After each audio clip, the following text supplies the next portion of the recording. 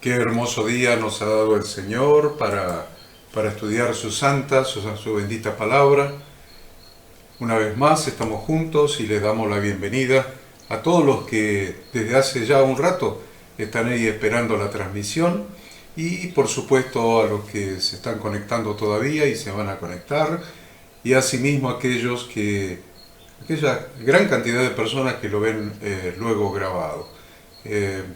Bienvenidos de una manera especial a aquellas iglesias que juntan a sus miembros para ver juntos esta enseñanza. De una manera especial los saludamos a ellos porque realmente tienen la perseverancia, la constancia de acompañarnos juntos en los salones de reuniones para ver la enseñanza que damos cada sábado. Bienvenidos todos a esta nueva porción del Pentateuco, donde vamos a estudiar cosas pero muy importantes, como en cada porción, por supuesto. Ada, buen día. Muy buenos días, Horacio, buen día, Pastor Enzo, buen día a cada uno de ustedes que cada sábado por la mañana están allí del otro lado para que juntos hagamos lo que más nos edifica, lo que más nos gusta, lo que más nos apasiona, que es estudiar las instrucciones de Dios para que nuestra vida dé en el blanco. Buenos días, Ada, buenos días, Horacio, buenos días a todas las lindas de la audiencia que tenemos siempre, a la gente de las iglesias, aquellos que nos ven en directo, aquellos que nos ven en diferido, aquellos que nos están viendo por YouTube, por Facebook o por la página de retorno. Le pedimos como siempre que tenga su anotador, su papel, su lapicera, su Biblia y con mucha atención porque hoy realmente estamos en una porción realmente espectacular que te va a enseñar muchísimo a aprender lo que sucedió, la historia de lo que fue, lo que eso implica hoy en nuestras vidas y también esto nos muestra algo que vendrá en este tiempo. Así que con atención y dispuesto de corazón vamos todos juntos en este lindo Shabbat a compartir la palabra del Señor. Agradecemos de una manera especial porque estuvimos esta semana en la ciudad de Cosquín y nos han comentado allí que muchas personas nos han dicho, los escuchamos por la radio, los escuchamos por la radio en vivo, así que agradecemos al pastor Nicolás Agüero, el pastor Nico y a toda la comunidad de fe de Cosquín que transmiten en vivo por la radio Hablemos de la Vida, allí al aire, a radio de aire. Así que gracias y gracias a todos aquellos que lo escuchan por la radio de aire en Cosquín, Santa María de Punilla, Molinari, etcétera, hasta donde llegue la onda. Gracias y vamos a estar ya definiendo cuál es el nombre de la porción de hoy, qué significa, cuáles son las lecturas y los temas de la porción para comenzar inmediatamente a estudiar, porque, Ada escribió 16 hojas, nada más que 16 hojas escribió hoy. Y no creo que lleguemos a dar, como siempre, tres o cuatro hojas, pero el estudio está hecho y está escrito con más temas que los que podemos dar en 1 hora y media. Así que de ahí deducimos que cuando se congreguen hoy van a poder estudiar muchos temas más y muchos ya vienen estudiando durante la semana. Tal es el caso, de Mariela, la pastora Mariela de Costa Zacate, que ha escrito cosas interesantes. Codini, que me ha mandado cosas interesantes también. Ya desde el domingo, lunes de la semana que termina hoy.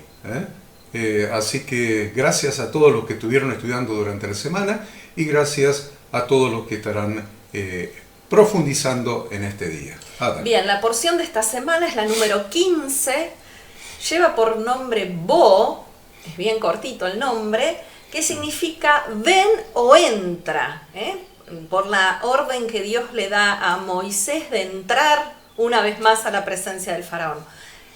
Los textos o las lecturas que hemos estado estudiando es Éxodo capítulo 10, 1 al 13, 16, Jeremías 46 del 13 al 28, Juan 19 del 31 al 37 y Romanos 9 del 14 al 29. Los temas de esta porción: la octava plaga, vamos a ver las 3 últimas plagas, ¿no?, de las 10 que Dios envió sobre los egipcios. La octava plaga, que es la plaga de langostas; la plaga novena, que es la plaga de oscuridad; la intransigencia del faraón; el anuncio que va a hacer Moisés y Aarón de la 10ª plaga; la institución de la Pascua; la 10ª plaga, que es la muerte de los primogénitos; el faraón finalmente dejando marchar al pueblo; y en el capítulo 13 se habla de la consagración del primogénito. Ustedes dirán, bueno, ¿y cómo relacionamos esta porción con la porción de los profetas? Bueno, ahí el profeta está también hablando sobre el juicio de Dios sobre Egipto. Vemos que una vez Dios ejecuta juicio sobre Egipto, acá en este libro de Éxodo. 800 más tarde el profeta, 800 años más tarde el profeta Jeremías va a hablar de el juicio de Dios también sobre Egipto. Y con respecto al Nuevo Testamento, en la porción de Juan se está refiriendo a la crucifixión de Yeshua, donde se cumple una instrucción dada por Dios en la Pascua de que ningún hueso debía quebrarse del cordero, y vemos en Yeshua, en su muerte, exactamente el cumplimiento de esta promesa. Ningún hueso de él fue quebrado. Y luego el apóstol Pablo, ahí en la porción que estudiamos de Romanos, vamos a ver que habla sobre la supremacía de Dios, sobre la capacidad de Dios de decidir, de manejar, de influenciar, ¿no?, sobre el mundo entero y también sobre cada una de las personas que libre y voluntariamente deciden o no seguir sus instrucciones. Qué bueno, qué bueno. Bueno, empecemos. Bien, como les dije, hablamos las 3 últimas plagas, las que vamos a estudiar hoy, y la verdad que la supremacía del faraón y de Egipto pronto iba a quedar completamente destruida, y él personalmente va a tener que salir corriendo por las calles a buscar a Moisés y a Aarón, suplicándoles que abandonen lo antes posible la tierra de su esclavitud. Con la plaga de langostas, que es la primera de las plagas de las 3 que vamos a ver hoy, Dios le expresa a Moisés que pretende convertir a Egipto en un blanco de burlas del mundo, para que todos supieran lo que Dios venía diciendo desde el principio, a través de Moisés al faraón: yo soy Yahweh. El faraón negó que Yahweh existiera, dijo: ¿quién es Yahweh para que yo tenga que obedecer? Y sin embargo, plaga tras plaga vamos a ver que la mano de Dios se movió para mostrar que Él es Yahweh. Toda lengua confesará, dice la Biblia, ¿no? Y este que decía, ¿quién es? No lo conozco. ¿Quién es? Bueno, no solamente termina reconociendo que estaba con su pueblo, que los bendecía, que los cuidaba, sino que al final termina pidiendo que oren por él. Es interesante esto, pero yo, antes de que Ada empiece con el capítulo 10, quisiera que presten atención en esta parashá a la relación familiar. Esta es una parashá de familia. Habla muchísimo de padres e hijos. Padres e hijos. Miren cómo se da esto, que en casi todas las parashá hemos estudiado o el sacerdocio del hombre sobre su hogar, sobre su esposa, sobre sus hijos, para bendecirlos, para llevarlos a Dios, para interceder por ellos. Pero no solamente eso, ese sacerdocio implica la responsabilidad de contar a los hijos, de revelar a los hijos quién es Dios. Esto se ve clarísimo en esta porción.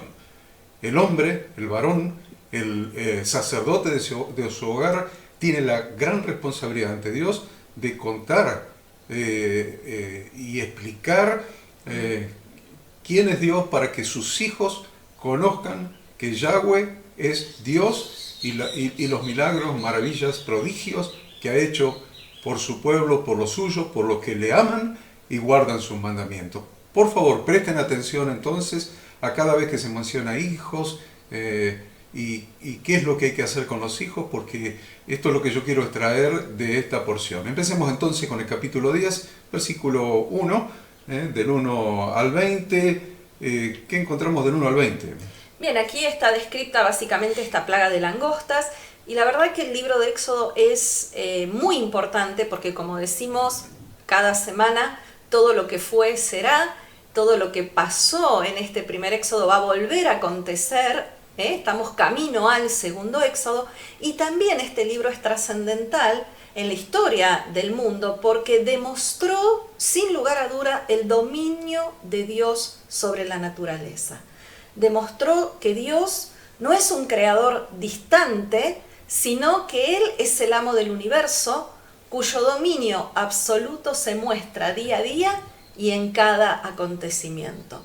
Nada, absolutamente nada, escapa del dominio de Dios. La clave del arrepentimiento y la rectitud sabemos que es el sometimiento a Dios, ¿no? Algo que realmente el faraón no quería hacer era someterse a Dios, obedecer la voluntad de Dios. Y es necesario arrepentirse, ¿sí? Y ser rectos en nuestro sometimiento a Dios. Y debido a la altanería, el faraón no podía ver la verdad y no estaba dispuesto a inclinarse ante esta voluntad divina. La verdad que el panorama era ya a esta altura desolador, y las langostas que hicieron devastaron lo que había quedado después de la plaga de granizo. La última plaga que estudiamos la semana pasada fue la plaga de granizo, que trajo una gran destrucción en todos los sembrados, en todas las plantas. Y Moisés le advierte al faraón que esta plaga iba a comenzar por la casa del faraón y luego alcanzaría a la gente común. Y ahora fíjense algo interesante y algo que es claramente visible hoy en día, y es el primer concepto que empezamos a ver acá con respecto a la familia, porque a la altura de esta plaga, de esta octava plaga, octava, el faraón deja ir a los hombres y que las mujeres y los niños queden en Egipto como rehenes para garantizar que ellos iban a volver.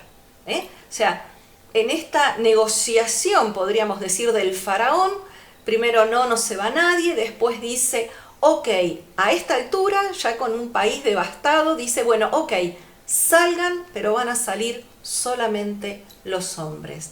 Y Moisés, obviamente, no acepta esta propuesta del faraón e insiste en que todos deberían ir, pero el faraón siguió insistiendo con esta contraoferta. Si van a salir, salen solamente los hombres. Las mujeres y los niños se tenían que quedar. Esta séptima plaga que hemos comenzado a estudiar, vamos a estudiar la séptima, octava, novena, y después la muerte de los primogénitos, o la octava. ¿Es la octava esta? La octava, bien dijo Ada recién, es la octava. Vamos a ver cómo el faraón de esa época es Satanás en esta época. Es el mismo espíritu. Figura de. El faraón son las historias que nos muestran los espíritus que se han desatado sobre la tierra en este segundo éxodo que ya hemos comenzado a transitar hacia la tierra prometida, hacia el milenio, hacia el reinado milenial de Jesucristo sobre la tierra. Aquello sucedió con la congregación de Yahweh cuando los saca de la esclavitud, y esto está sucediendo con la misma congregación de Yahweh que nos ha sacado de la esclavitud rumbo a la tierra prometida. Miren lo que la estrategia es dividir la familia. Dividir la familia. Yo les dije, esta es una parashá de familia. Lo primero que hace el faraón, vayan ustedes los hombres, dejen las mujeres y los niños acá. Crean ustedes, sirvan a Dios ustedes, sean líderes ustedes, sean sacerdotes de la iglesia ustedes, pero no de su familia. Entonces lo primero que hace el Satanás el Hasatán, el adversario de esa época que estaba bajo la figura del faraón, es tratar de dividir a la familia en el servicio a Dios. Últimamente unas cuantas mujeres esposas de líderes de diversas iglesias nos han comentado que no tienen un llamado pastoral. Excelente, ¿por qué lo van a tener? El llamado, la vocación es personal.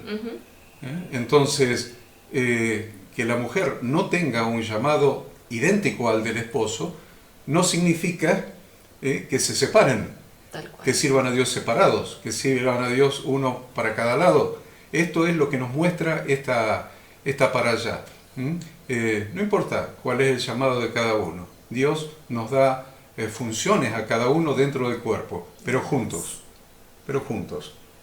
No las mujeres y los niños por un lado y los hombres, no, nosotros nos ponemos el traje de sacerdote y vamos a adorar a Dios. No, todos juntos. Es muy importante lo que el faraón intentó hacer al dividir la familia.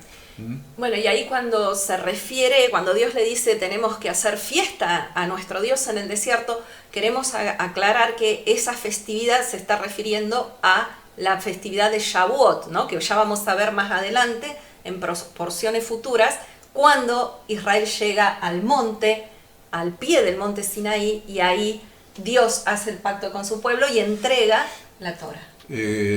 Generalmente no se conoce en las iglesias con el nombre de Shavuot, porque es el nombre en hebreo que significa fiesta de las semanas.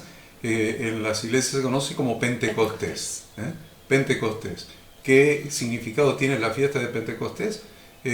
La celebración de la boda de Dios con su pueblo, con su congregación.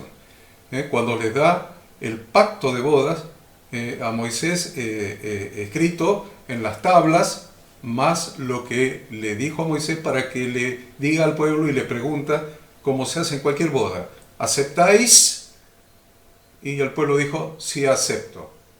Entonces, es el pacto de bodas de Dios con su congregación, con su pueblo, lo que se celebra en la fiesta de Pentecostés, o para aquellos que les gusta más el nombre en hebreo, Shavuot, que finalmente se cumplió, porque los propósitos de Dios no se pueden obviar, no se pueden torcer. Dios quería hacer el pacto de bodas con este pueblo al que estaba liberando de la esclavitud de Egipto, y lo realizó 50 días después de salir, cruzar el Mar Rojo, llegar al pie del monte Sinaí, y finalmente lo que le estaba pidiendo Moisés al faraón, Dios lo cumplió, porque Dios no es hombre para que mienta, ni hijo de hombre para que se arrepienta. Y redondeando este concepto de familia que tanto hablamos o que notamos mucho en esta porción, es que vemos que se repite varias veces esta responsabilidad de los padres y de los abuelos, que sus hijos y nietos sepan quién es Yahweh. Si vemos lo que dice Salmo 78, del 5 al 8, lo vamos a leer porque es absolutamente rico en contenido. Dice, Él estableció testimonio en Jacob y puso ley en Israel, la cual mandó a nuestros padres que la notificasen a sus hijos, para que lo sepa la generación venidera y los hijos que nacerán, y los que se levantarán lo cuenten a sus hijos, a fin de que pongan en Dios su confianza y no se olviden de las obras de Dios, que guarden sus mandamientos y no sean como sus padres, generación contumaz y rebelde, generación que no dispuso su corazón ni fue fiel para con Dios su espíritu. Eso está en Salmo 78, del 5 al 8, ¿no? Claramente vemos el cumplimiento, no el cumplimiento, sino nuevamente aquí el salmista hablando de la necesidad, lo mismo que está acá estableciéndose en Éxodo. Y para que nuestros hijos y nuestros nietos no digan alguna vez, como el faraón dijo en Éxodo 5:2, Faraón respondió, ¿quién es Yahweh para que yo oiga su voz y deje ir a Israel? Yo no conozco a Yahweh, ni tampoco dejaré ir a Israel. Hay algo que para mí ha sido muy importante en los últimos años, y es que mis hijos vean la obra de Yahweh en su papá. Porque de esto se trata acá. ¿Qué hizo con nuestros padres ahí? Bueno, ¿qué hizo con nosotros como padres, qué hizo con el pastor Enzo, qué hizo conmigo, qué hizo con Karina, qué hizo con la Hada, qué hizo Dios. Y en este testimonio innegable que nuestros hijos han visto con sus ojos y nosotros dando gloria a Dios por el obrar de Dios en nuestra vida, es una manera de evitar que digan como el faraón en Éxodo 5.2 que acaba de leer la Hada. ¿Quién es Yahweh? Yo no conozco a Yahweh. No, sí, lo conoces porque viste la mano de Yahweh sobre tu padre, sobre tu madre, sobre tu casa, sobre la casa en la que te criaste, viste los milagros, viste las maravillas, las señales, los prodigios y cómo la presencia de Dios estuvo con tus padres hasta el día de hoy. Eso es muy importante a nivel familia, es muy importante. Y la otra cosa en este versículo 1 y 2, antes de... No, más 2 versículos estamos viendo, Enzo, antes de dejarte. El 1 dice, Yahweh dijo a Moisés, entra en la presencia de Faraón, ahí está el entra, ¿no? Del nombre Bo. Bo en la presencia de Faraón, porque yo he endurecido su corazón y el corazón de sus siervos para mostrar entre ellos estas señales. Y para que cuentes, etcétera. Para mostrar entre ellos estas mis señales. Siempre está dando una nueva oportunidad para hacerte teshuvá. No es, vamos a hacer las 9 más una plaga y que se arregle el faraón. Si interpreta, si el espíritu le ablanda el corazón, entonces va a ser salvo. No. Vez tras vez, como siervo de Dios, anda y mostrale, advertile, decile, como estamos diciendo en este tiempo, tantas voces proféticas se están levantando y están preanunciando lo que la palabra de Dios dice que va a suceder. Entonces, miren, siempre decimos la revelación de Dios se puede ver en la naturaleza, se puede ver en su palabra, pero también hoy se puede ver en los acontecimientos que están sucediendo en la humanidad en este tiempo. Acontecimientos profetizados por los profetas del Antiguo Testamento, profetizados por nuestro Redentor Jesucristo y profetizados por los apóstoles. Y hoy nadie puede negar que la Biblia tiene razón y que Dios existe y Dios es el Dios de la historia. Dios está hablando vez tras vez. Mirá que va a suceder esto. Y cuando suceda, no endurezcas tu corazón. Porque yo te lo advertí. Y cuando veas que está sucediendo, no endurezcas tu corazón como el faraón, sino volvé a Dios. Volvé a Dios. Retorno es el canal por donde estamos transmitiendo, retorno.tv. Retorno quiere decir volver, retornar, quiere decir hacer teshuvá. Retornar a la palabra de Dios, retornar al Padre a través de Jesucristo para que seamos parte de su congregación, parte de su pueblo. Pastor Enzo. Una de las cosas que no tenemos que perder en nada la noción cuando estamos hablando de esto es que Faraón tenía un imperio inmensamente grande, todo el mundo conocido, era dominado por él y allí estaba el pueblo de Dios. Esto se repite hoy. Hoy el sistema ha tomado todo el mundo y el pueblo de Dios, que es el que le obedece a Dios, el sistema va en contra, como lo explicaste recién con la familia y demás. Entonces cuando vemos a Faraón acá, y siempre uno de los temas de estas dos para allá anteriores y esta es el endurecimiento del corazón, que es como que la palabra como que mencionara que Dios le está endureciendo el corazón. Él es el del corazón duro. Dios va haciendo todo para que tenga oportunidad no solo Faraón, sino todo Egipto. Y aclarando también de que muchos de Egipto fueron salvos, o sea, salieron con el pueblo de Dios, se juntaron y salieron. O sea que la puerta siempre estuvo abierta de que sean parte del pueblo de Dios. Pero Faraón, él decía, ¿quién es Yahweh? O sea, él decía, no lo conozco, ¿cierto? Pero asimismo decía, no voy a dejar salir. O sea, se rebelaba contra la orden de Dios. Y acá lo vemos, cómo Dios logra su objetivo, porque hay que entender que después vamos a ver en un capítulo más anterior el inicio del año, el día 14, el 15, los panes y levadura, los 3 días para llegar al otro lado, todo eso lo vamos a ir viendo después. Y como recién decía Ada, y los 50 días hacia Pentecostés o Shavuot. Pero fíjense en esto, ya Dios ya tenía el tiempo funcionando. No es que, bueno, ¿qué día salieron? El 14. Ah, entonces vamos a celebrar el 14. No, no, ese día ya estaba desde antes, igual que el Pentecostés. Esas fiestas ya estaban instaladas por Dios desde mucho antes, que la hemos visto en Abraham, la hemos visto en Jacob, la hemos visto en Adán, en otros, en Noé, a todas estas fiestas, cómo se fueron haciendo de una manera distinta, porque acá es donde la pone en funcionamiento esta fiesta. O sea, cuando vamos a ver después el capítulo 13, cuando está diciendo lo que decía Horacio, de que el padre le tenía que enseñar a los hijos, ¿cierto?, de esta fiesta para que siempre la recuerden. Entonces Dios ya tenía su plan armado con los días y la hora. ¿Qué es lo que faltaba? Que Faraón aflojara. ¿Qué hacía Dios? Dios lo iba presionando. Ah, ¿no me conoces? Yo te voy a hacer que me conozcas. Ah, ¿no me quería hacer caso? Yo voy a hacer que me hagas caso. Pero entendamos de que no es que Dios metió la mano en el corazón y le obligó.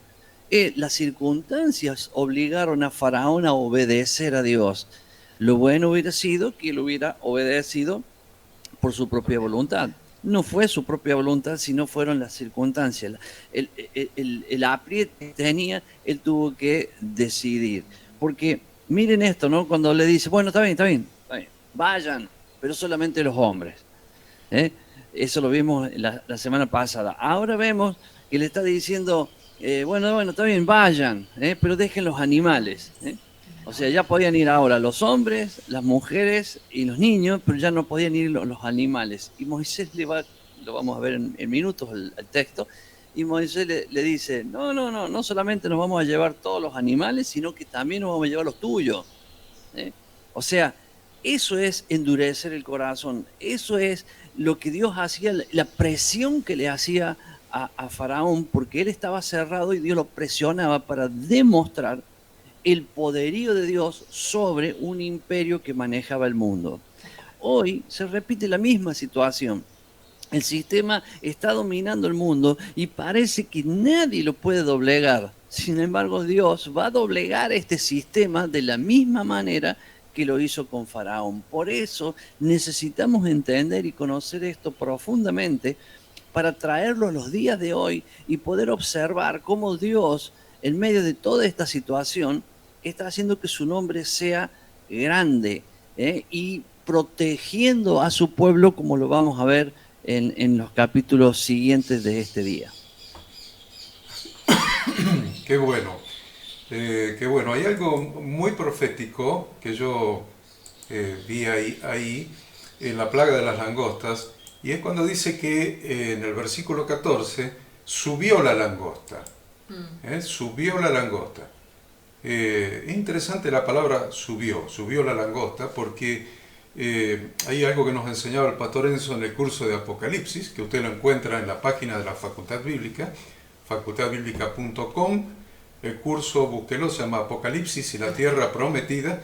Son todas las clases que dio el pastor Enzo, que grabamos y están subidas ahí. Lo puede ver de manera gratuita. Y encontramos ahí en Apocalipsis, capítulo 9, anótelo porque no lo vamos a leer todo. Apocalipsis capítulo 9, versículos 1 al 11, donde en este segundo éxodo que hemos comenzado a transitar, se ve otra vez la plaga de las langostas. Muy interesante.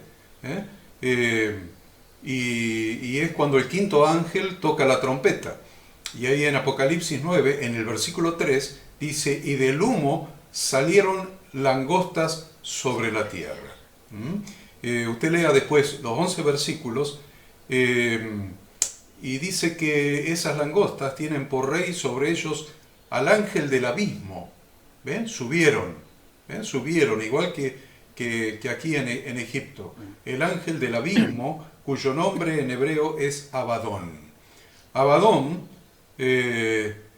tiene el siguiente significado. Abadón significa destructor.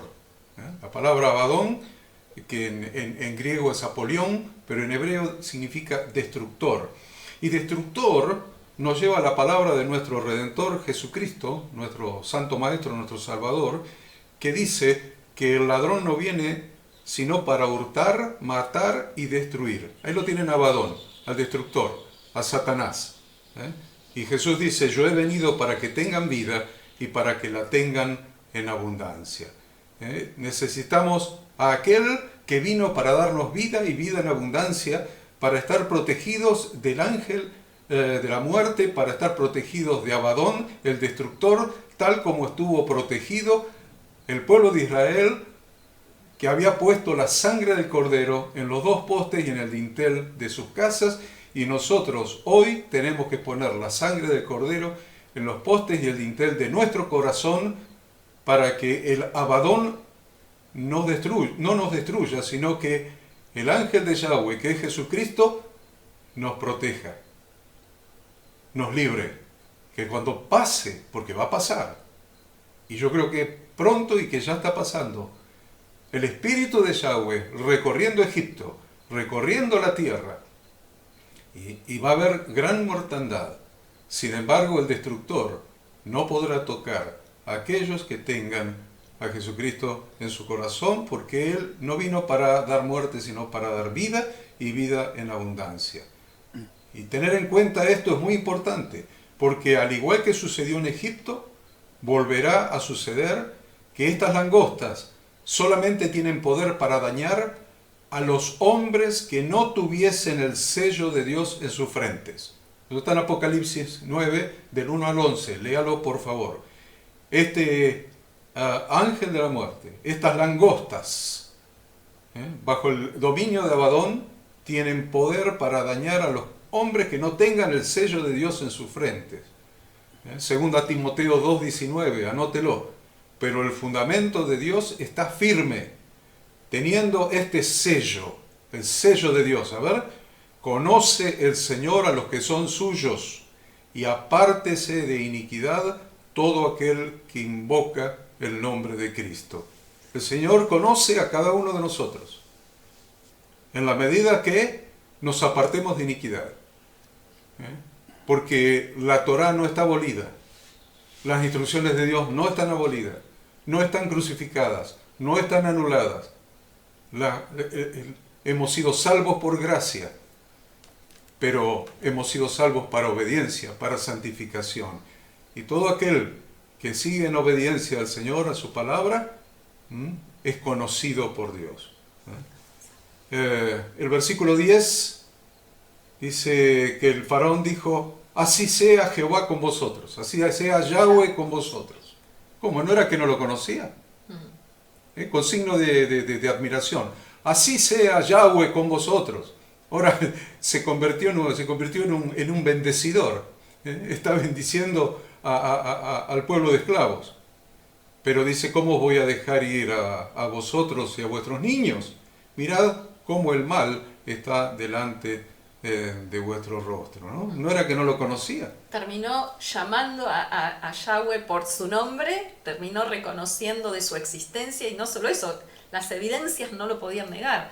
Dios estaba manifestándose con un poder y una manera nunca antes vista en la historia. Antes no lo conocía, pero ahora lo había comenzado a conocer. Fundamentalmente estaba reconociendo el poder protector de Dios sobre los que le aman y guardan sus mandamientos. Este es el cambio. No sé si estaba conociendo a Yahweh. Evidentemente todavía le faltaba un rato. Y no sé si lo llegó a conocer.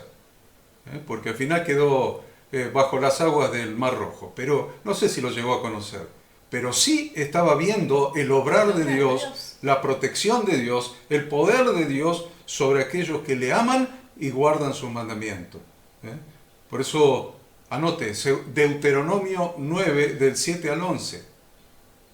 Conoce pues, dice, en la Torá, Conoce pues que Yahweh tu Dios es Dios, Dios fiel, que guarda el pacto y la misericordia a los que le aman y guardan sus mandamientos hasta 1000 generaciones. Ese es Yahweh, ese es nuestro Dios. Este es nuestro Dios. El Dios que Faraón no conocía, pero que no podía negar. La protección de Dios sobre aquellos que le aman y guardan sus mandamientos. Y entonces, para terminar con esta plaga, comenzar la novena. Y comenzar la novena. Dice que en esta novena, aquí, espera que estoy a ver un poco perdido con... a ver, ¿cómo es el asunto, Ada? Éxodo capítulo 10, del 21 al 29, está relatada la novena plaga, que es la plaga de oscuridad, la última plaga del tercer grupo de 3. Habíamos dicho que las plagas las podíamos relacionar en grupos de 3, 3 y 3. Entonces esta es la última del grupo de 3 y por lo tanto siempre la última de cada grupo de 3, el faraón no recibía advertencia, o sea, no había ninguna advertencia por parte de Moisés, sino que directamente Dios enviaba esa plaga.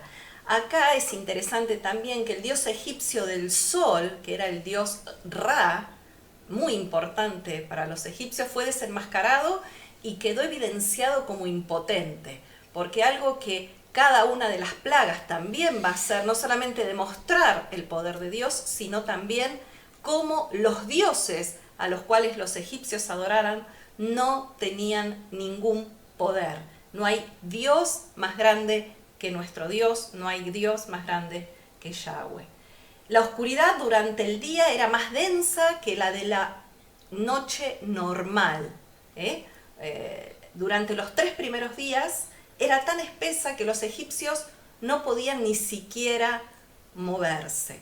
Ante esta plaga el faraón cambió la táctica diciendo que dejaría ir a los niños, pero aún así insistió en mantener el ganado como rehén para asegurarse que el pueblo retornaría, que esto lo había dicho hace un ratito el pastor Enzo, ¿no? Acá, a esta altura de la novena plaga, dice, bueno, vayan los hombres, las mujeres y los niños, pero el ganado se queda.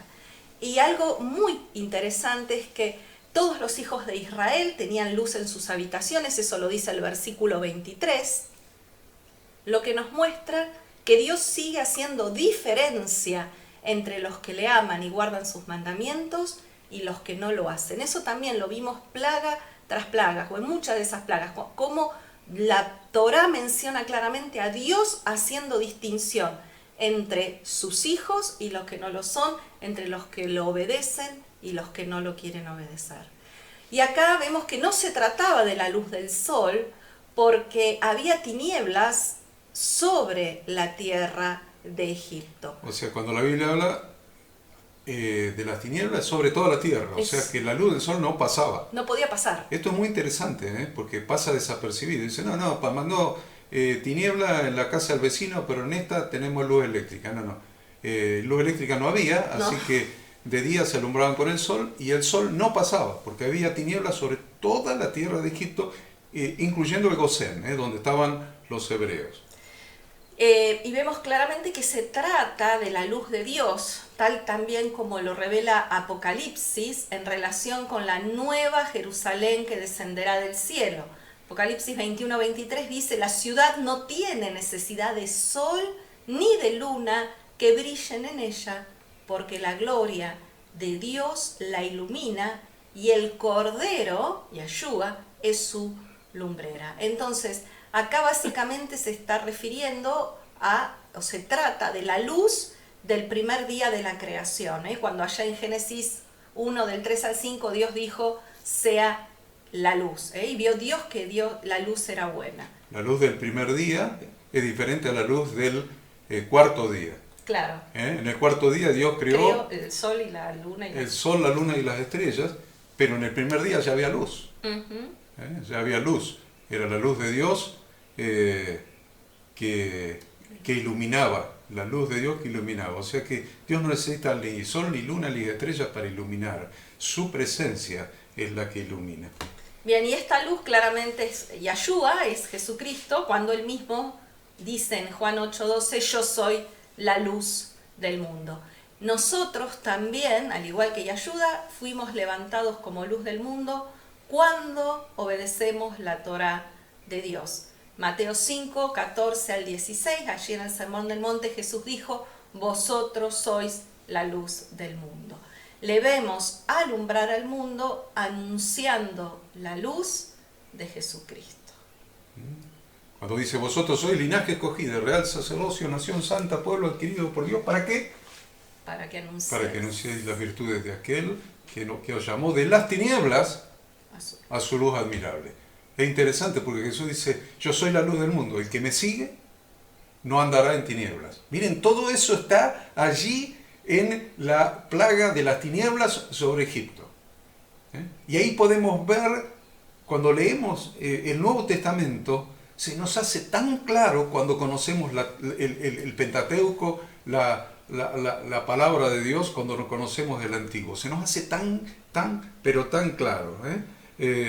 Es interesante, y digo esto solamente, esta plaga fue sin advertencia y fue, como dijo Ada, contra la adoración del dios Ra, que era el dios Sol. Y hoy en inglés el día del sol es el Sunday, o Sunday, ¿no? Sunday.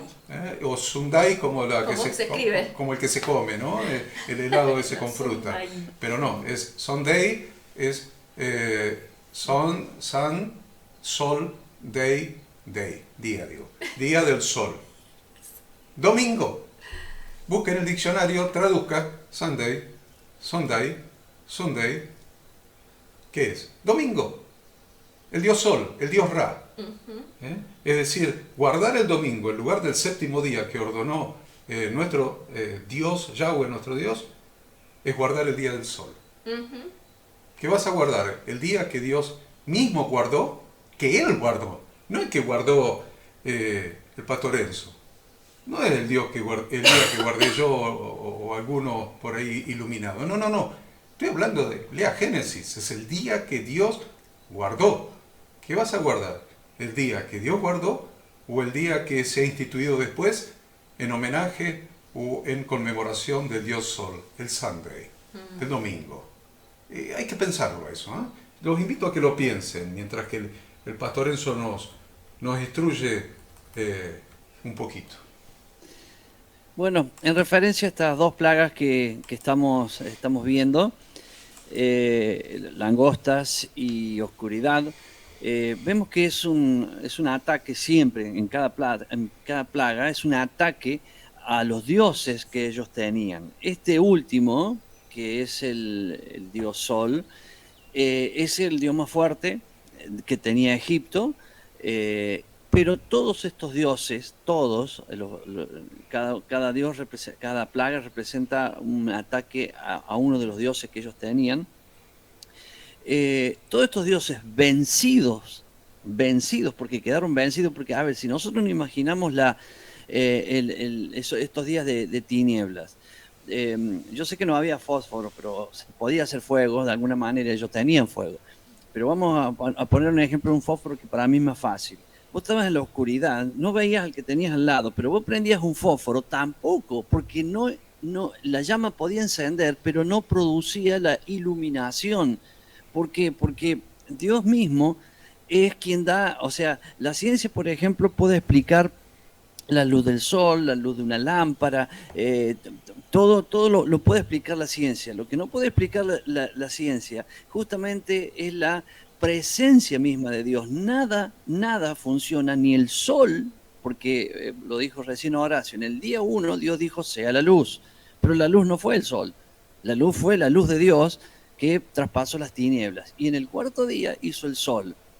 O sea, el sol sirve para dar luz en el día y la luna para la noche, ¿cierto? Pero sin Dios no funciona ni el sol ni la luna. Entonces, ese Dios, el Dios Sol, el Dios Ra, quedó por el piso, pero es el mismo Dios vencido que hoy tiene influencia en todo el mundo. Entonces, es lo que pasa siempre, pasa lo mismo con las langostas. La palabra langostas en hebreo es arbe, que también significa nefilim. Los nefilim son aquellos ángeles caídos que tenían la propiedad de tener, de hacerse con un cuerpo físico y tenían relaciones con las mujeres.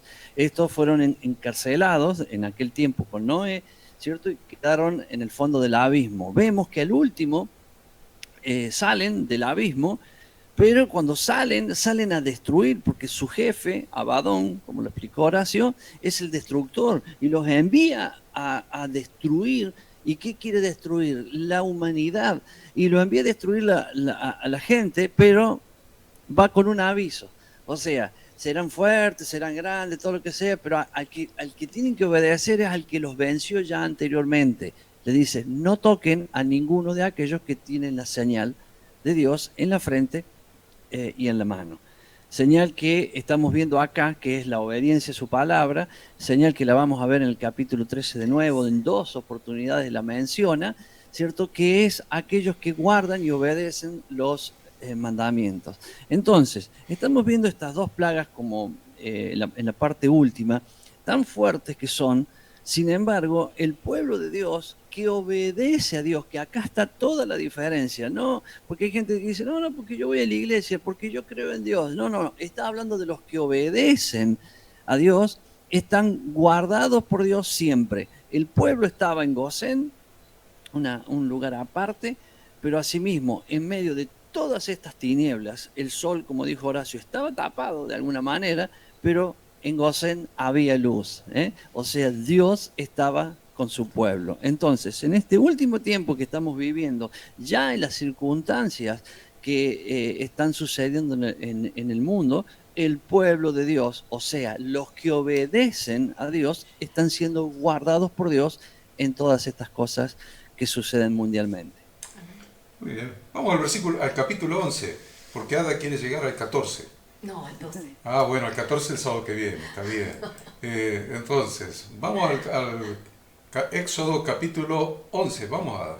Bien, el 11 básicamente está relatado, la muerte de los primogénitos, ¿sí? Esta última plaga, Dios le habla a Moisés sobre esta plaga apenas el faraón le exigió marcharse del palacio, porque en la plaga anterior el faraón le va a decir, andate, no te quiero ver más, y si me volvés a ver, te mato, ¿no? Entonces, antes de que Moisés se vaya, Dios le anuncia esta 10ª plaga para que Moisés pueda advertirle al faraón, Moisés se la va a decir al faraón de manera completa.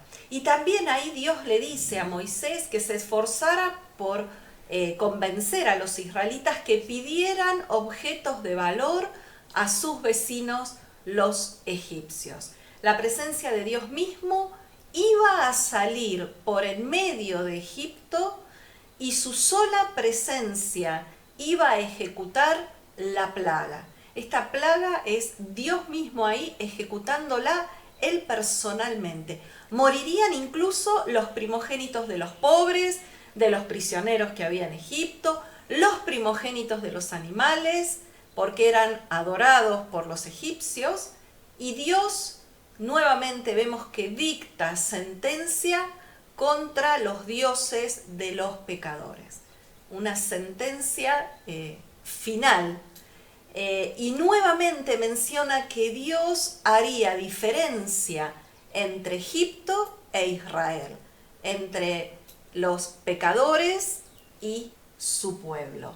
Dios le dijo a Moisés que el endurecimiento del corazón del faraón se debía a que Dios aún tenía que realizar varios portentos en Egipto. Había maravillas que Dios todavía iba a hacer para que no quedara ninguna duda quién era Yahweh. ¿Y cuáles eran esas maravillas que faltaban? Bueno, la muerte de estos primogénitos, la partición del mar y que el faraón y sus soldados morirían ahogados en las aguas del mar. Es muy importante esto, porque dice, ¿por qué tuvieron que pedir oro y plata a los vecinos? Que Dios ya se lo había dicho. No se lo había dicho a Moisés, ni a Jacob, ni a Isaac. Se lo había dicho a Abraham antes que su nombre fuese Abraham, cuando todavía era Abram, sin H en el medio y sin una A. En Génesis capítulo 15, versículos 13 y 14 le había hecho esta promesa, que saldrán de Egipto con gran riqueza. Con gran riqueza. Pero lo mismo, a pesar de la promesa de Dios hecha a Abraham, de que estarían 430 años en Egipto, que saldrían con gran riqueza, dice, pero ¿para qué esto? ¿Para qué? ¿Para qué querían riqueza en el desierto? ¿Cuál es el sentido de que se lleven riqueza y vestidos preciosos para caminar 40 años por el desierto y morirse todos en el desierto porque ninguno entró en la tierra prometida, entraron sus hijos? ¿Para qué?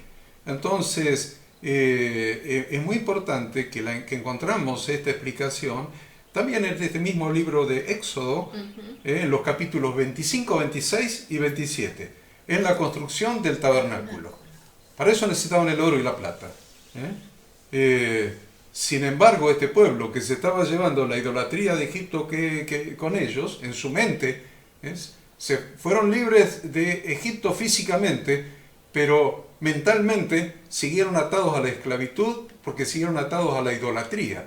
Por eso, en lugar de usar lo que Dios le hizo sacar para el tabernáculo, lo usaron para construir un becerro de oro y adorarlo cuando Moisés estaba en el monte recibiendo las tablas de la ley. Es muy interesante determinar, no como dice siempre el pastor Enzo, si vamos todos los domingos, y los sábados, los jueves, los miércoles, y hacemos los ritos en la congregación donde estemos, ¿dónde está nuestro corazón? Si Egipto todavía está, si hay algún vestigio, si hay algún ídolo de Egipto todavía en nuestro corazón. Porque es evidente que habían sido liberados, habían sido bautizados, o sea, pasaron el Mar Rojo.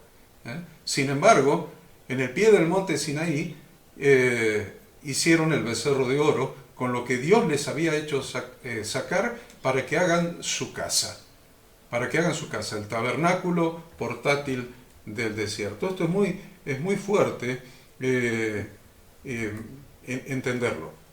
Hay cosas que me gustan, ¿no? Ahora le voy a dejar al pastor eso, pero hay cosas que me gustan. Me gustan cuando los siervos del faraón y todo el pueblo de Egipto tenían a Moisés por gran gran varón. Eso está en el versículo 3. Versículo 3. El testimonio de Moisés. Testimonio.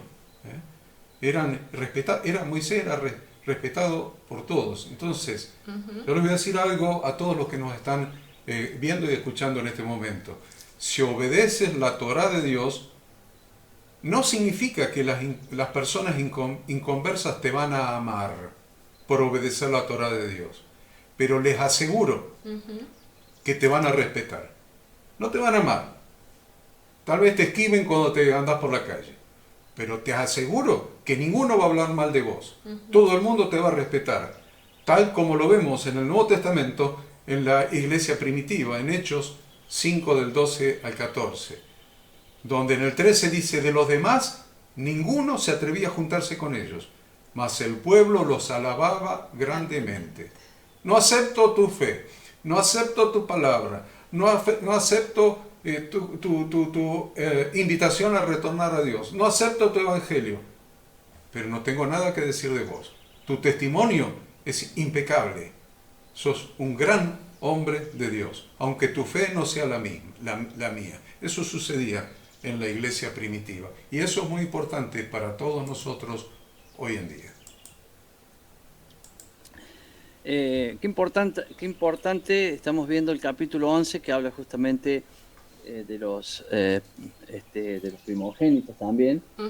Y cómo esto impacta, porque desde ahí en adelante Dios requiere que, cuando estudiamos siempre la ley de los primogénitos y demás, vemos la importancia del primer hijo, en este caso, y la obediencia a esto que el pueblo tuvo, y aún en el nacimiento de Jesús, está en el libro de Lucas, capítulo 2 creo que es, que habla de que él era el primogénito, el que abre la matriz, justamente está hablando de esto.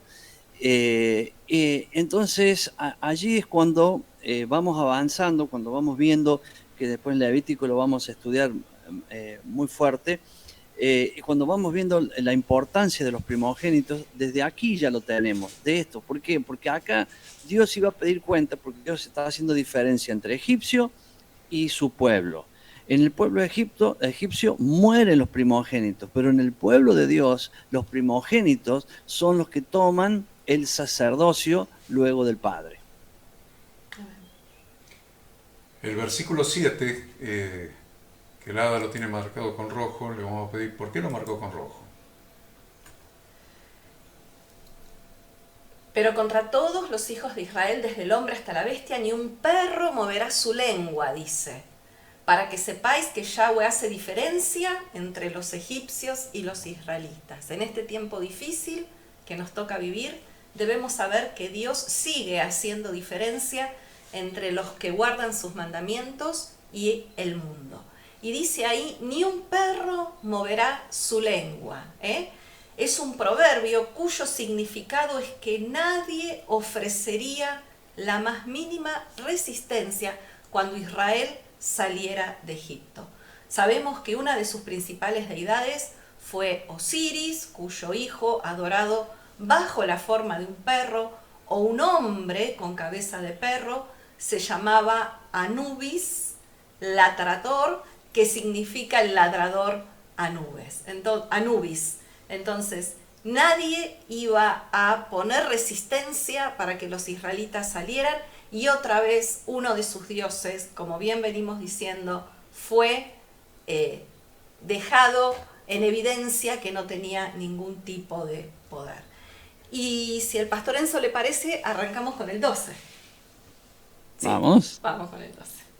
Bien, aquí vemos algo muy interesante en el capítulo 12, versículo 1 y 2. Dice, habló Yahweh a Moisés y a Aarón en la tierra de Egipto diciendo, este mes os será principio de los meses, para vosotros será este el primero de los meses del año. Así que vemos que este es el primer precepto que se transmite a la nación como un todo, porque es una instrucción que Dios da a su pueblo, a todo el pueblo que estaba por salir de la esclavitud. Interesante, ¿no? Interesante saber que el primer precepto que Dios le da a la nación como pueblo, el primer precepto que Dios le da a la nación como pueblo, a mí me llama la atención eso, ¿no? Que el primer precepto sea aprender a contar el tiempo. Aprender a contar el tiempo según Dios instruye, cambiando todos los calendarios. Es evidente, había un montón de calendarios. Hay hoy en día el calendario impositivo, el calendario lectivo, del ciclo lectivo. En esa época estaba el calendario de las cosechas de los árboles, el calendario del trigo, el calendario de la cebada, el calendario de cuando Dios creó al hombre, que es el que todavía se celebra en Israel, el primero del mes séptimo, cuando Dios creó al hombre, que es el año nuevo, lo que se llama el año nuevo judío. Pero Dios, de todos los calendarios, dice, ustedes que son ahora mi congregación, liberados de Egipto, van a tener un calendario que comienza cuando yo los libero. Cuando los hago libre, cuando les doy nueva vida, un nuevo nacimiento en Cristo Jesús, una nueva vida, todas las cosas viejas han pasado y aquí yo hago todas las cosas nuevas.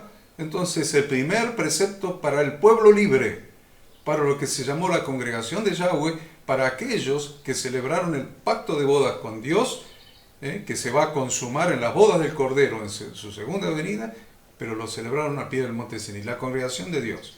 Si perteneces a la congregación de Dios, aprendí a contar el tiempo de Dios, el calendario de Dios, conforme a las instrucciones de las Sagradas Escrituras. Bueno, y este nuevo calendario, o como bien decía el pastor Enzo, esta manera de contar el tiempo Dios ya la tenía. O solamente que ahora le deja en claro al pueblo, ¿no?, cómo debían hacer y cómo este calendario influía en todas las fiestas, ¿no?, y en todos los grandes acontecimientos de su pueblo. Estaba en el corazón de Dios, pero los hebreos no lo conocían. No lo conocían. Sabían cómo contar, evidentemente, desde la creación, que fue la tarde y la mañana el primer día, la tarde y la mañana, sabían que el día comienza al anochecer y termina al anochecer del día siguiente, eso desde la creación. Pero, pero tenían cambiado el primer mes. El primer mes para ellos empezaba en otoño. Otoño en el hemisferio norte, donde está Israel. Y Dios se lo cambia al primer mes y se lo pone en la primavera. La primavera, donde todo reverdece, donde todo florece, donde nacieron ellos a una nueva vida en libertad. Bien, y fíjense que lo primero que se debe hacer, ¿no?, o habla de la luna nueva, o como llaman los israelitas Rosh Hodesh. El calendario de Dios se basa en la proclamación del inicio del mes, basándose en el testimonio de testigos que observaban la luna cuando ésta volvía a hacerse visible. Entonces, ¿qué marca el inicio del mes? Cuando vemos la luna aparecer, esa primera rayita visible al ojo del hombre.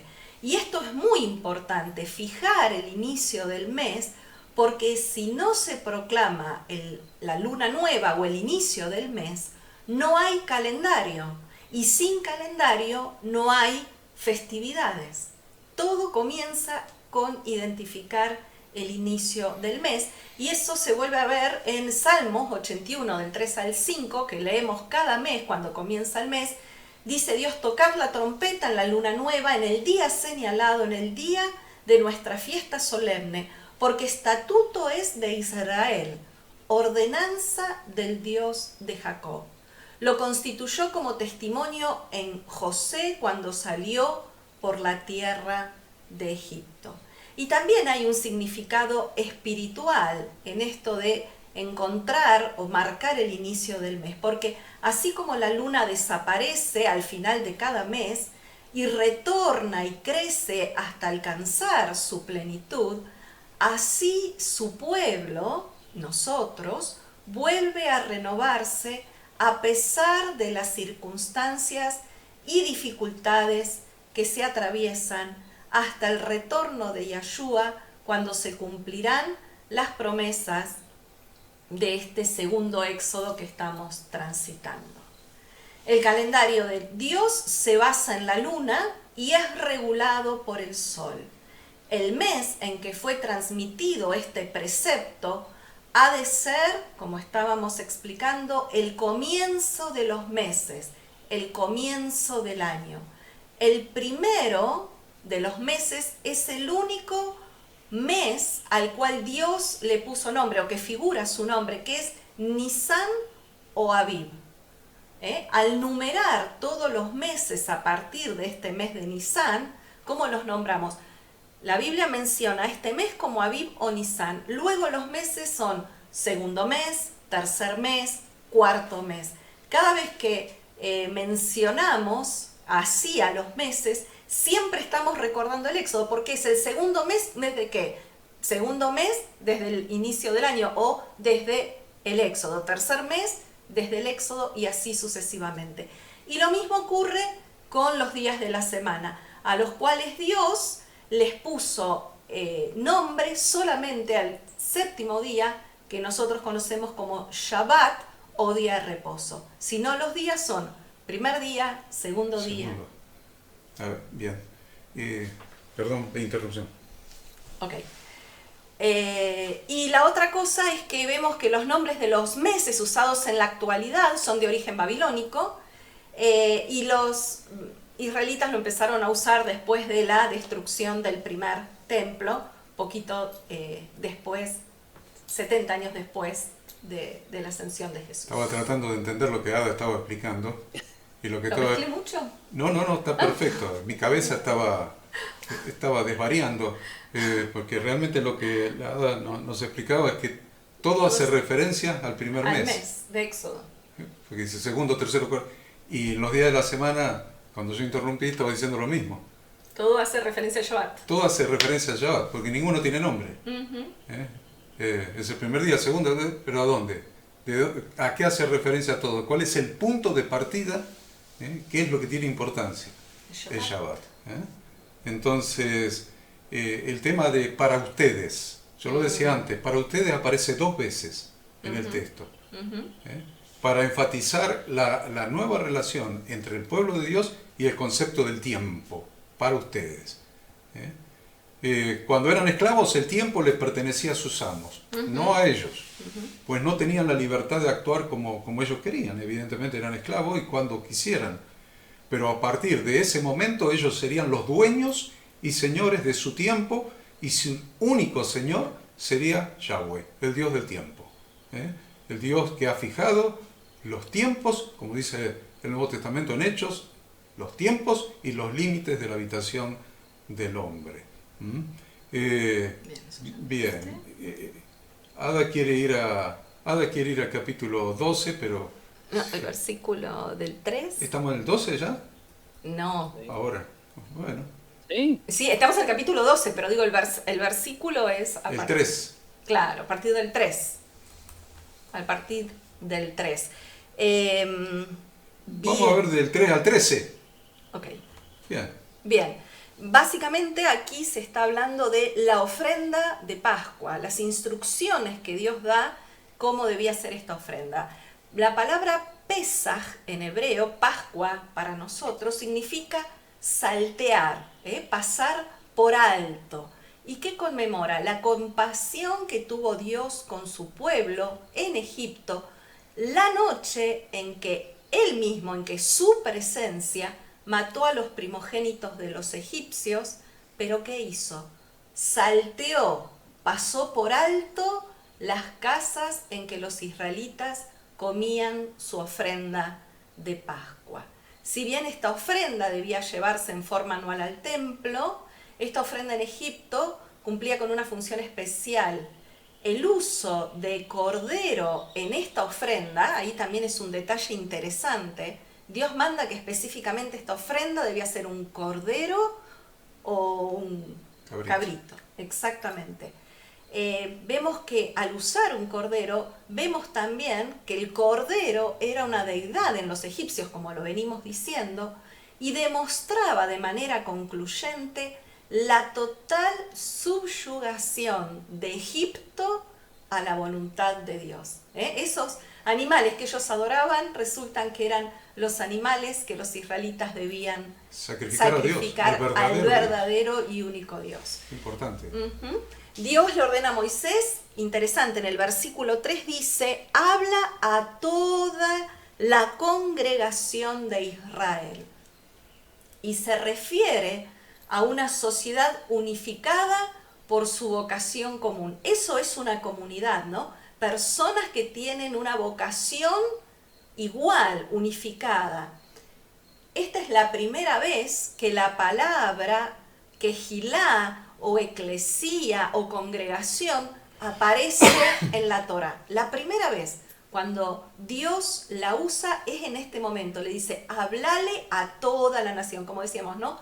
A una nación como un todo. A una congregación. A una congregación. Y la verdad es que el pueblo de Israel era ahora una nación unida por una vocación común, que era ser el pueblo elegido por Dios.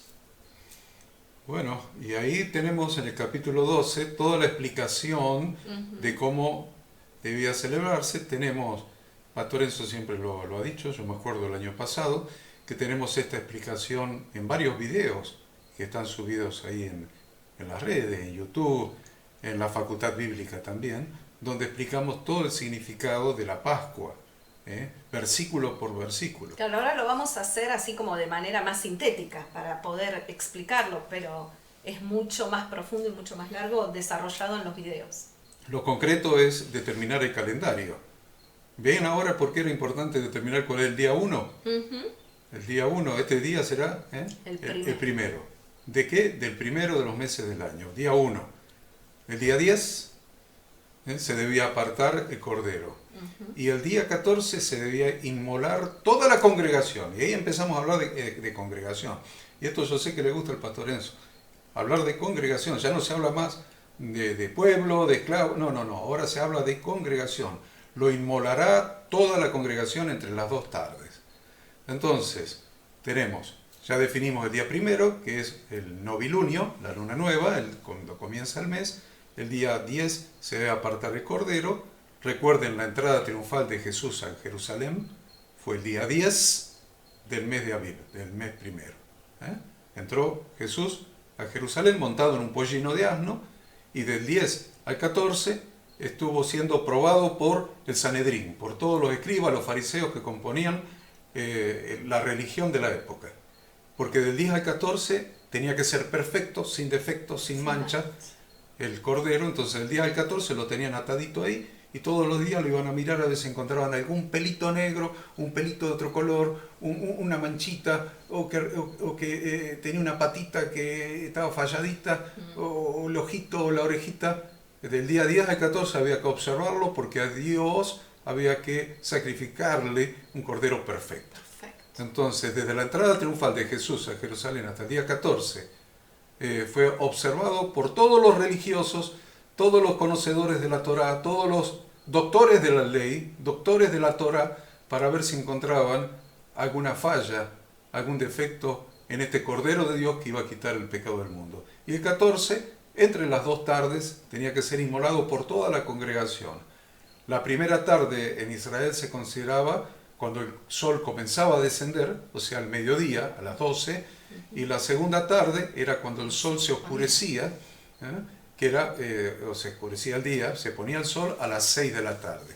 Entonces, entre las 2 tardes es entre las 12 del mediodía y las 6 de la tarde, a las 3 de la tarde. A las 3 de la tarde fue cuando Jesucristo entregó su espíritu.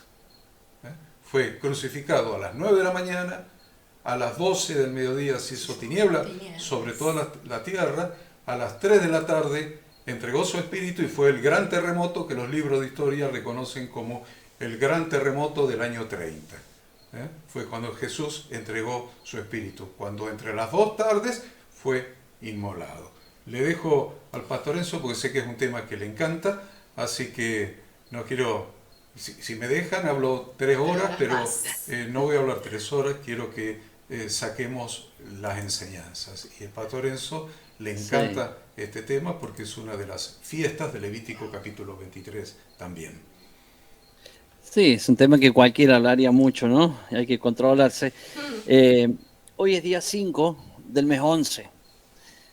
Estamos hablando del calendario de Dios. Quiere decir que estamos en el mes 11, luego viene el mes 12 y luego viene esto que estamos hablando aquí. Y como siempre hay gente que nos está viendo en directo y también lo ve en diferido, y de pronto está aprendiendo estas cosas, esto es muy importante y muy bueno, de que usted pueda reconocer esto. Siempre Dios ha dejado sus instrucciones de manera muy fácil y clara. Se nos puede hacer difícil cuando queremos aprender algo nuevo, porque obviamente no lo sabemos, entonces nos puede parecer difícil, pero es muy simple. Fíjense esto, por ejemplo, un inicio de mes es cuando, ya lo explicó Ada, no lo voy a explicar de nuevo, es cuando aparece ese primer rayito de luna. Usted se puede perder en cualquier momento del mes y decir, uy, bueno, a ver, ¿dónde hago un reseteo y empiezo de nuevo? Bueno, a final de mes usted ya tiene una luna marcada y ahí arranca el conteo del mes. O sea, eso lo puede hacer cualquier persona, no hace falta ser científico, ni un astrónomo, ni nada de eso. Simplemente mirando el cielo usted puede saberlo. Pero ¿cómo sabemos cuál es el mes del inicio del año? Fíjese, el año empieza con lo que después, o hablaba recién Ada, por el nombre del mes. El nombre del mes, que decimos Aviv, significa maduro o significa primavera. Es muy fácil saber cuándo empieza el año, porque el año empieza en el renuevo de lo que serían las estaciones. Para nosotros, por ejemplo, el año empieza ya o sea, en el verano, estamos hablando de Argentina, en esta parte del hemisferio, empieza en el verano. Pero, ¿qué día? Bueno, algunos dicen el 21, pero cuando uno va a hacer una celebración de una fiesta, que sería el primero de año cuando se celebra un año nuevo, ya el verano comenzó. Entonces uno no tiene un punto de partida. Aquí vemos a Dios que todo es cíclico. Lo que fue, será. Entonces, ¿qué significa esto? Acá es cíclico. Todos los años, cuando empieza después por ejemplo, viene el otoño, empieza a desarmarse todos los árboles y después viene, digamos, las hojas de los árboles, todo, después viene el invierno, el frío, ¿cierto? Y luego del frío, ¿qué viene? La primavera, o sea, ya no quedó hoja en los árboles, vamos a decir así, no hay flores, no hay pasto, no hay nada, y arranca en ese renacimiento en ese ciclo nuevo de la tierra, es donde empieza el año. Claro, siempre tomado desde Israel o Jerusalén, que es el punto de partida para esto que estamos hablando. Entonces usted no tiene manera de perderse de que esto empieza en la maduración o en la primavera. Lo va a ver usted ahora, por ejemplo, estamos en el mes 11, el mes 12, y cuando termine el mes 12 usted va a ver que en el hemisferio norte comienza lo que es la primavera, empieza todo a florecer. Entonces aquí usted ya tiene ese inicio. ¿Para qué? Para entrar a una de las fiestas, que en este caso es la Pascua, que muy bien lo explicaron y es muy sencillo, es muy fácil poder entender todo esto, de que Jesús es el Cordero. Acá le dice, el padre le tenía que enseñar al hijo todas las instrucciones de por qué se hacía esto, para recordar la salida de Egipto. Esto dice, tiene que ser para siempre, es para hoy también. Entonces, aquí hay un montón de cosas que van relacionadas, no solamente en cómo hacer la fiesta, sino entender qué es la fiesta. Nuestra Pascua ya fue sacrificada, fue Jesús. Hoy acá leemos algo que fue en su tiempo. Le decía, hay que matar el cordero, le dan toda la indicación. Todos los niños tenían que aprender esto para después no solamente hacerlo, sino también enseñárselo a sus hijos, porque un día iba a venir el cordero quien iba a ser sacrificado por todos nosotros. Eso fue ya hace 2000 años atrás. Entonces, si yo miro la Biblia desde el punto de Jesús en aquel tiempo, ahí estaba el cordero que tenía que ser sacrificado cumpliendo esta profecía de este tiempo. Pero hoy, 2000 años después, nosotros seguimos celebrando el nuevo inicio del año con sus fiestas, recordando algo que Jesús nos enseñó. Hagan esto en memoria mía. Entonces, ahora nosotros hacemos esta fiesta en memoria del verdadero Cordero que fue sacrificado por nosotros. Cuando nosotros entendemos el ciclo del tiempo, es muy fácil poner en orden todas las cosas y es muy fácil saber que arrancamos ahí en una Pascua, lo que después vamos a ver, los panes sin levadura, ¿cierto? Y ahí está, en Éxodo 13, que después lo vamos a ver, esa señal estará en tu mano y en tu frente. Cuando nosotros hacemos esto, tenemos una señal de parte de Dios que nos distingue del mundo. Entonces, si no sabemos esto, no podemos tener esa señal. Esta señal comienza aquí, que si nosotros la redondeamos, la señal es guardar los mandamientos. Pero acá está el mandamiento esencial, hacer memoria de Jesús. Entonces, esta pequeña práctica simple, sencilla, que es lo que quería explicarle cortito, pero me salió un poquito más largo, que es simple, nadie puede perderse de esto, porque no es que tiene que saberse toda la Biblia, tiene que saber cuándo empieza, contar los 14 días, ¿cierto? Y saber hacerlo con la familia. Porque si usted, esta es una fiesta que seguramente lo van a explicar bien luego, que es una fiesta de la familia, es una fiesta que se hace en la casa, con la familia, y el padre de familia es quien debe liderar esta fiesta en su casa.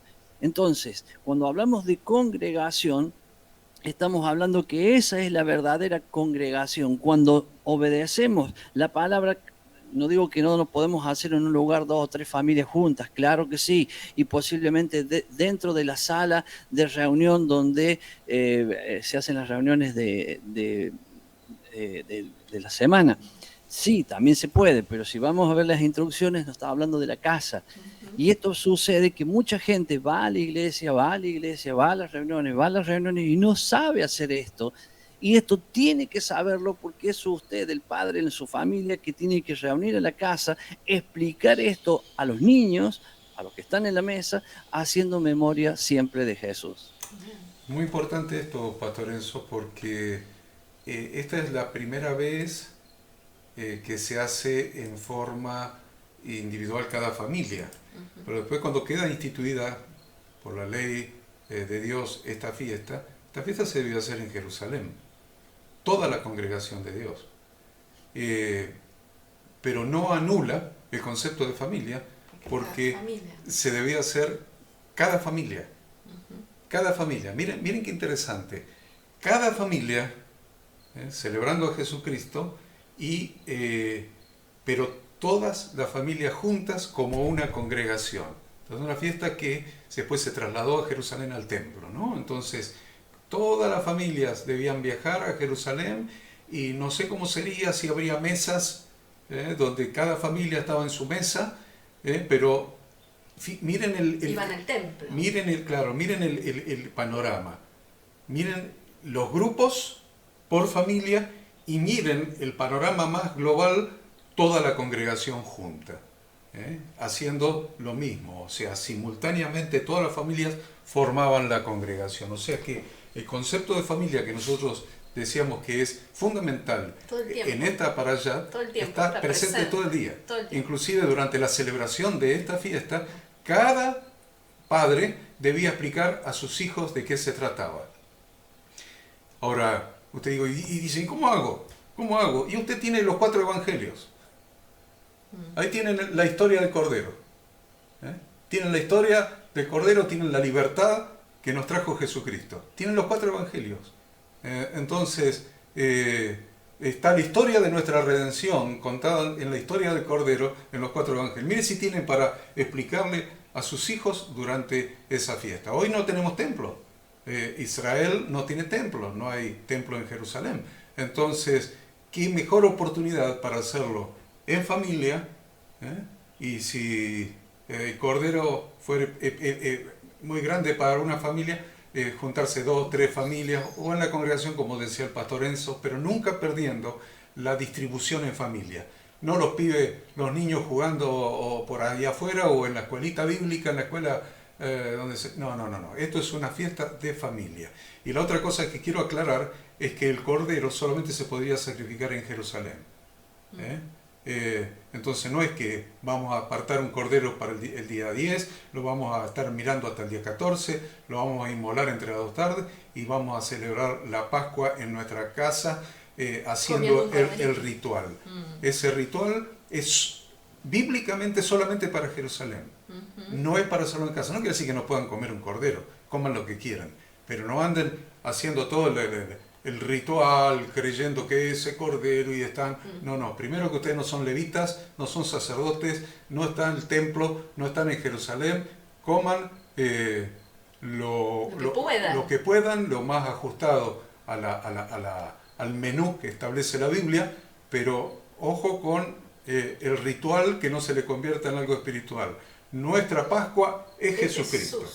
Cristo es nuestra Pascua. 1 Corintios 5, 7. Limpiaos pues de la vieja levadura. Ahí tienen los panes sin levadura. Limpiaos pues de la vieja levadura, que es el pecado. La levadura hoy y siempre fue el pecado. Para que seáis nueva masa, sin levadura como sois. Porque nuestra Pascua, que es Cristo, ya fue sacrificada por nosotros. No cometamos el error de estar sacrificando a Jesucristo cada año, como se hace en cierta religión donde se sacrifica a Jesucristo en cada misa. No. Jesucristo es nuestra Pascua y ya fue sacrificado. Una vez y para siempre. Entonces, la segunda cosa es bíblicamente, y le voy a leer nada más los títulos porque no tenemos tiempo. Pero cada punto lo podemos desarrollar con textos bíblicos. Tenía que ser un cordero. Cristo es el Cordero de Dios, manso, inocente, que no abrió su boca a los que lo llevaban al matadero. En tercer lugar, había de ser sin defecto, un cordero sin mancha y sin contaminación, dice de Jesucristo. En cuarto lugar, tenía que ser macho de 1 año. En quinto lugar, había de ser apartado 4 días antes. En sexto lugar, debía ser muerto y asado al fuego. Esto indica los grandes y enormes sufrimientos del Señor Jesucristo hasta su muerte en la cruz. En séptimo lugar, debía ser matado por toda la comunidad, por toda la congregación. De la misma manera, dice la Escritura, y no le voy a ir a los textos, pero tenemos desarrollado este tema, Pastor Enzo siempre lo dice, busque los videos y va a encontrar el desarrollo de todo esto. En octavo lugar, al cordero no podía quebrarle ningún hueso. Juan 19:33. No, por eso en esta porción leemos el pasaje de Juan, capítulo 9, donde habla que a Jesús no le quebraron las piernas. Se cumple esa promesa. Entonces, era un cordero por familia. Comerán la carne asada, las hierbas amargas, lo comerán deprisa. Sí, es importante conocer el simbolismo. ¿Por qué deprisa? En postura de marchar. Porque iban a salir, tenían que estar listos para salir. Estaban vestidos, miren, estaban con el sobretodo puesto. Listos para salir. Con el traje, el sobretodo, no sé qué, la campera, lo que sea, y con el ceñido el cinturón, atado el cinturón. Calzado en los pies. Se acostumbraba en las casas no entrar con los zapatos se andaban descalzos. Al costadito de la puerta y se entraba descalzo. En esa cena había que estar con los zapatos puestos, con las zapatillas, mejores zapatillas para hacer trekking, porque iban a tener que salir esa misma noche. Entonces, toda esta posición de que no tenemos ciudad permanente en esta tierra. En esta tierra no me estoy refiriendo al globo terráqueo, me estoy refiriendo a este sistema. Este sistema no es nuestro sistema, es el sistema del príncipe de este mundo, que es Satanás. No tenemos morada permanente, tenemos que vivir en posición de marchar.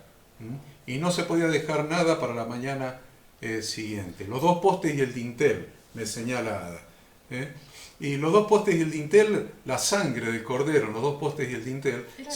Siempre estamos pensando en un lebrillo como en una palanganita, una ollita, algo de eso. En realidad, lo que se traduce como lebrillo es que en el umbral de la casa había 1 o 2 huecos que el altar de cada casa era el umbral de la casa y ahí se sacrificaba el cordero.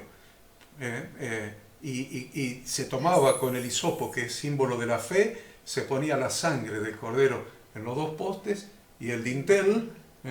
¿Por qué en los postes y el dintel? Porque en los postes y el dintel estaban escritos los nombres de los dioses de Egipto, que no solamente los egipcios lo tenían escrito, los hebreos también. Entonces, listo, la sangre del cordero eliminaba a los dioses de Egipto, ya lo habían demostrado las plagas, y ahora faltaba que la sangre del cordero fuera puesta, aplicada a los postes y el dintel. Los librara de la muerte. Y los librara de la muerte. Entonces, se distinguían de la casa de los egipcios. Siempre estamos en esa opción, si nos distinguimos o no. Oh, no. O el Dios yo o el Cordero de Dios. ¿Cuál es nuestro Dios? ¿El Dios yo o el Dios el Cordero de Dios que quita el pecado al mundo? La sangre no se quita, se aplica. Se aplica en nuestra alma. Es la sangre que nos limpia de todo pecado. La sangre se ponía en el dintel. El cordero era matado para comerlo, debía ser comido completamente, no se debía dejar nada para la mañana, había que comerlo con hierbas amargas, símbolos del arrepentimiento, la teyubá. Cuando te acordás de tu pasado, del que Dios te libró, esas son las hierbas amargas. Recordar que Jesucristo derramó su sangre para librarte de la amargura de tu pasado. Bien, eso es lo que tenemos que decir con relación a Pesaj y saltearnos más o menos 10, 11, 12 hojas, 12 hojas para decir 2 palabras o 3 sobre los primogénitos, ¿no? Eso está en el capítulo 13. El 13. Pastor Enzo, algo sobre el Pesaj. ¿Te acordás No. cuando guardamos el Pesaj ahí? Qué hermoso que fue ahí en la Todos casa. juntos. En Molinari, juntos ahí. Ah, sí. Qué lindo. Bueno, No, prefiero que utilicemos estos minutos para hacer un cierre, que seguramente lo hacen ustedes con el último capítulo. Con el capítulo 13. bueno, los Sí, primogénitos, y vamos a aclarar, o Ada va a aclarar el tema de los tefilín, en los tefilín, Es que son las filacterias. filacterias, que en el Nuevo Testamento lo nombra como las filacterias, que son atarse en la mano, en lugar de, el pastor eso habla de la mano y en la frente. Y en la frente. Entonces, lo que vemos en las redes, si queremos, en YouTube, busquemos tefilín o filacteria, es lo que se atan para orar en el muro de los lamentos o en otros lugares, se atan textos bíblicos, pasajes bíblicos con cuero negro así en el brazo, con Y en una la cajita frente. de cuero donde están los textos bíblicos adentro, o en la, y en la frente una cajita de cuero con textos bíblicos y se lo atan así. Realmente los judíos, o sea, lo de la religión judía ortodoxa, y así de esa manera oran. Entonces, muy importante, como para terminar de entender esto, que el pastor Enzo decía que está mencionado en 2 versículos, aquí en el versículo 13, de poner la palabra de Dios en nuestra mano y en nuestra frente. Bueno, Ada nos explica un poquito esto. Acá los hijos, los primogénitos son de Dios. Los primogénitos son de Dios. Jesucristo ya era de Dios. Qué interesante. Y todos los primogénitos son de Dios. Pero vamos a hablar un cachito de eso, de los versículos 9 y el 16. Versículos 9 y 16. A ver, El ¿qué 9 dice? habla de te será como señal sobre tu mano y como un memorial delante de tus ojos, para que la ley de Yahweh esté en tu boca, por cuanto con mano fuerte te sacó Yahweh de Egipto. Y algo similar dice en el versículo 16, ¿no? Y básicamente la simbología de estos 2 versículos, que se traduce por los israelitas en esto que Horacio comentaba, no quiere decir que tengamos nosotros que hacer eso, pero cómo aplicamos esta instrucción de Dios hoy a nuestra vida. Todo lo que hacemos, es decir, con nuestras manos, y todo lo que deseamos con nuestros ojos, debe estar alineado de acuerdo a la palabra de Dios. Los preceptos de Dios deben estar siempre en nuestra boca, que es parte de nuestra cabeza, y en nuestra mente, para que los recordemos y los pongamos por obra. Muy interesante esto de las manos, ¿no? Las manos, me entusiasmé y no cambié la pantalla, pero dice en nuestras manos y entre los ojos, en nuestra frente. Entonces, todo lo que tiene que ver con hacer, en la Biblia está representado por las manos. O sea, tu hacer debe estar alineado con la palabra de Dios. No meterlo en una cajita cerrada de cuero ahí atadito a la mano. No. No tiene que estar encerrada la palabra de Dios. Tiene que estar expresada en nuestras acciones, en la obediencia a la Torah de Dios, en la obediencia a la palabra de Dios. Eso es acción, es manos. Y en nuestra frente es en nuestros pensamientos. Por eso el Espíritu Santo vino para dar las instrucciones de Dios, la Torah de Dios, la palabra de Dios, la Biblia, sus preceptos, sus estatutos, sus ordenanzas, sus leyes, darlas en nuestra mente y escribirlas en nuestro corazón.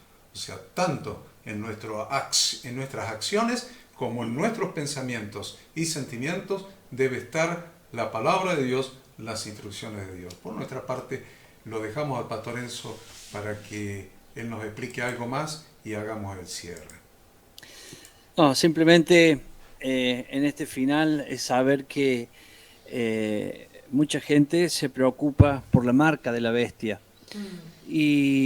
Y bueno, a veces es bueno comprender y saber qué es la marca de la bestia, pero nosotros nos tenemos que concentrar en tener la señal de Dios en nuestra vida, que nuestra mente esté gobernada simplemente por sus mandamientos y todo nuestro accionar, o sea que podamos conocer, saber que eso es lo que estamos haciendo ahora, sus mandamientos, y nuestras manos, que sería nuestro accionar, vivir conforme a ello. Eso es lo que Dios nos pide, eso es lo que nos hace diferentes, y esa diferencia es la que Dios destaca, porque a esa diferencia son los que Dios guarda y los que Dios cuida en estos tiempos tan difíciles que está viviendo la humanidad y lo que falta todavía por venir. De mi parte también, muchísimas gracias a todos, Dios les bendiga, que tengan un buen Shabbat, que todas las horas estas que faltan, compartiendo con la congregación, y nos vemos el sábado a las 10 de la mañana. Bendiciones para todos, y bueno, no se olvide mañana, no espere hasta el viernes que viene, mañana ya comience a estudiar la nueva porción, que es la porción 16. Hemos publicado esto en las redes, los versículos, capítulos de versículos que incluye. Empiece mañana, así aprovechamos mayor la meditación del viernes en la cena familiar del día de reposo, del sábado a la mañana con nosotros en este estudio, y el resto del día con la congregación de Dios, la congregación de los santos. Bendiciones para todos. Shabbat Shalom.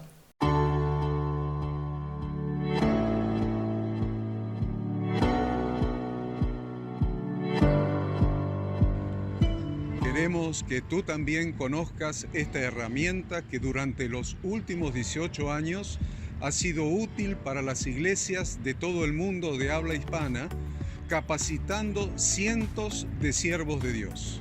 Las formas de aprender están cambiando y Ministerio Bíblico Internacional, a través de su Facultad Bíblica, brinda programas de formación ministerial bíblica, teológica y práctica para la multiplicación y edificación de la iglesia 100% online. Respondiendo a las necesidades de hoy, para aquellos que no cuentan con la posibilidad de asistir a clases presenciales, donde quiera que estés, en todo lugar, recibirás el material de estudio y verás las clases en vivo y on demand, accediendo a través de tu celular, PC, tablet o Smart TV. Recibe tu capacitación en las siguientes carreras: diplomado en teología para maestros de grupos de evangelismo y discipulado, licenciatura en teología pastoral, diplomado en teología y práctica ministerial para pastores, líderes y servidores. Súmate a los pastores que han organizado un grupo de estudio tutorial a distancia en la congregación con estudiantes locales y de las otras iglesias de la zona. Esta es tu oportunidad como seguidor de Cristo para comenzar tus estudios y completar tus exámenes desde la comodidad de tu hogar y en los horarios que tengas disponibles. Súmate al liderazgo de este tiempo y adquiere las habilidades, herramientas y valores necesarios para impactar el mundo con la palabra de Dios y transformar la vida de aquellos que creen al Evangelio. Para más información, ingresá a facultadbiblica.com.